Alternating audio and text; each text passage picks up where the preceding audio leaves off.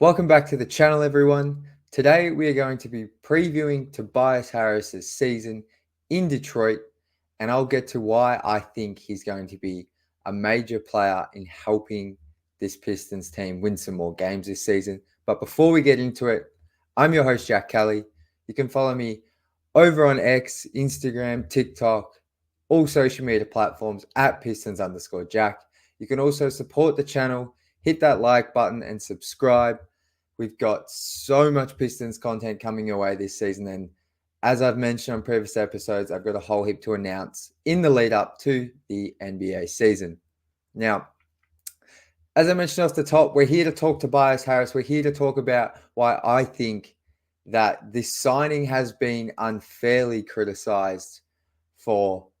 I mean, we've been in the doldrums of the NBA season now for a little bit, but I think at the time, Tobias Harris signing with the Pistons was unfairly criticized. I get it's easy to make jokes about the Pistons signing Harris to a 2-year deal for $60 million.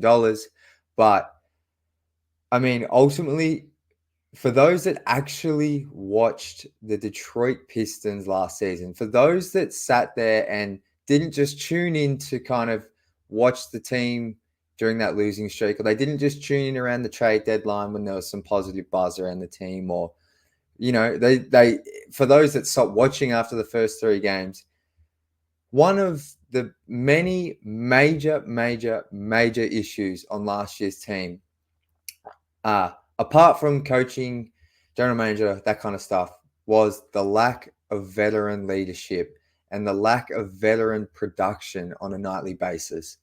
Detroit opened last season with Bojan Bogdanovic missing time with a calf injury. They had Joe Harris, who pretty much had nothing left in the tank. There are other veterans signing last offseason. Monty Morris played like 6 games and couldn't get on the floor until January. So they had no, you add in the fact they had like no shooting, they're playing 2 bigs, all of that stuff, but they really had no veterans on the roster. It was just a disastrous season all round, clearly. But the reason I think Tobias Harris and some of the other veterans, but mainly Tobias Harris, are going to help this team so much is because of the consistency in production and also the shooting, the leadership, and all of that kind of stuff. But if we look at Tobias Harris's most recent season in Philadelphia, a lot of people clowned him for what was a pretty disappointing playoff series against the Knicks. I know he had that game, I believe, where he scored 0 points in the closeout game. Look, clearly that's not a good performance. And that's why you'll get a lot of Philly fans. I've posted stuff about Tobias during the offseason, and anything that's got a bit of attention has ultimately led to Philly fans telling me you're going to regret saying he's going to help this team. He's a bum. He doesn't show up in the playoffs. And my answer simply is like the Pistons, Tobias Harris isn't being brought to the Pistons to help them make the playoffs. And then, like, some people might say, well, what's the point? Like, you should be always looking to get to the playoffs. Well, I think that's quite a short-sighted way to look at things. And that's not to say there's some very intelligent people in the Pistons space and just the national media who have questioned the Harris signing. But I think those that kind of throw the playoff stats at you, or those that kind of say he disappears in big games, like those arguments, I think are really like they're poor arguments in the context of Harris being on the Pistons. And as I mentioned, Tobias is going to bring you on any given night an efficient 16 to 22 points. He's going to give you 5 to 6 rebounds, a few assists, and he's going to do it, as I said, in an efficient manner and at a low turnover rate. And if we look at last season here, you can see Tobias Harris, he's going to be 32 this season. He's 6'8", plays the forward position. He's going to play the 4 for the Pistons, but I'll get into that in a moment. Last season, 17 points, 6.5 rebounds, 3 assists, 49% from the field, and 35% from 3. Numbers that won't jump out to you. Tobias is never going to be a guy who kind of puts up a triple-double or consistently puts up a double-double or drops 30 or 40. He's literally, as I said, just a guy who's going to consistently give you solid numbers across the board and do it in a relatively effective way. And as I mentioned, that is something that is so crucial, I believe, to helping this team move and up the standings in any way at all, either this season or next season. And on top of that, last season he played 72 games, I believe. Uh, he's a guy, he like, touch wood. I am touching wood. Like, he doesn't, he's relatively like consistent in how many games he plays and stays healthy, looks after himself. True professional in that sense.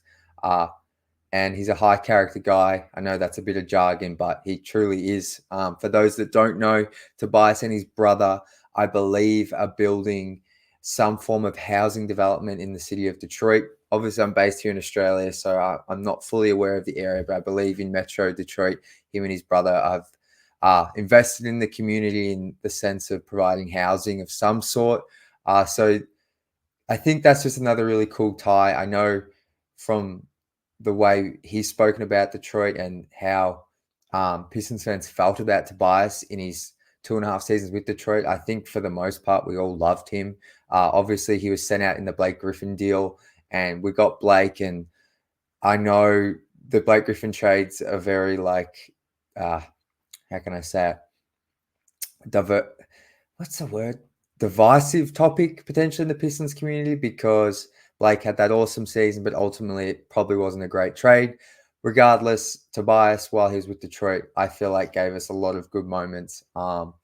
And I think he's going to help a guy like Cade Cunningham a heap, which kind of leads me on to his predicted role for this season. And this won't come as a surprise in terms of where he's in the rotation. I have him starting at the 4 position. I think Tobias at this age is purely a 4. Like, I don't see him playing the 3. I don't really want to see Jalen Duren, Isaiah Stewart, and Tobias as your 3-4-5 combo. Like, I think he's purely a 4 at this stage of his career. He's probably always just been a true 4, to be honest. And I think he's going to play 30 minutes a night, anywhere between 28 to 32. And I think for me, he's either going to be your second or third scorer. I've mentioned it on most of these previews, but I think Cade Cunningham is going to lead the Pistons in points per game. I don't think that's much of a question. But I think outside of just like minutes and where he sits in the rotation, I think his role is just that stabilizer on offense. I truly think like that's kind of what Bojan was for the Pistons, but Tobias is definitely not a great defender, but Bojan just gave up way too much on the defensive end for him to be kind of that net neutral to net positive type player for the Pistons. Whereas Tobias, I think, can give you a decent chunk of offense and not be like anywhere close to what Bojan was defensively. I also think Tobias is a better rebounder. I think in terms of playmaking, like, I think Bojan was maybe slightly better, even if the assist numbers don't reflect that. But I think they're very similar in that sense. So I think it's just Tobias every single night. I think his role is just going to be start well. I think he's a guy you want scoring 6 to 8 points or more in the first quarter to get things clicking. Let Cade settle in as a facilitator. But that's kind of how I see him with the Pistons, starting at the 4 and just being that consistent second or third option and being there every night to give you those 20 points roughly. So in terms of role, that's where I see fit. I think it's like, I don't think I've seen anyone say Tobias should come off the bench or anything like that. So that's how I see it for him. That won't be a shocker for many. In terms of biggest area for improvement, this was a tricky one because Tobias is 32 years old. He kind of does everything okay to good. So it's not like it was kind of hard for me to say, like, because I also think at this stage, like, when you look at his game, like, defense, you would say is the area he needs to improve. But I think at the age of 32, he's kind of who he is on that end. If anything, now he's kind of just a guy that can help out on the boards and do his best to stay in front of his man and take bigger wings. But I think the one thing I just like, this is so simple, but I think it's just remain who he is. Like, and this isn't necessarily an area for improvement, but I think if anything, just do not regress anywhere would be kind of the thing for me. Like, I just want Tobias to come in and be who he has been for Philly for the past 5 years and put up similar stats as you can see here on the screen. But if there's one particular area I'd have to nitpick, last season, he only shot 35% on threes and around 36.5% on like catch and shoot threes. So threes where there's no dribbles and he's just kind of getting the ball passed to him.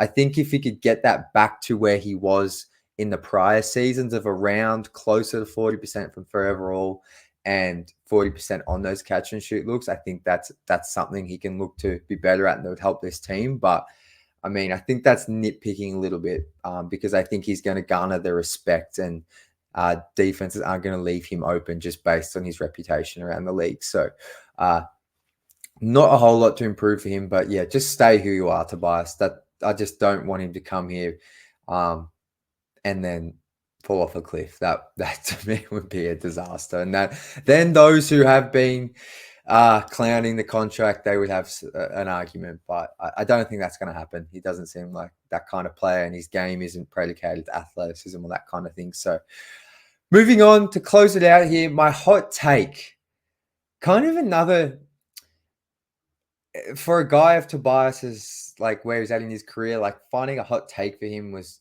a bit tricky, but I think my hot take is for him to be second on the team in assists. Now, clearly, Cade will lead the assist charge. I think Cade will average anywhere between 6 or 7 to 9 assists, I think, for Cade. But in terms of who's going to average the second most assists, I think Tobias, my hot take is it could be him. He averaged 3.1 assists last season. He's pretty much over his past 5 seasons averaged 3 assists with the 76ers.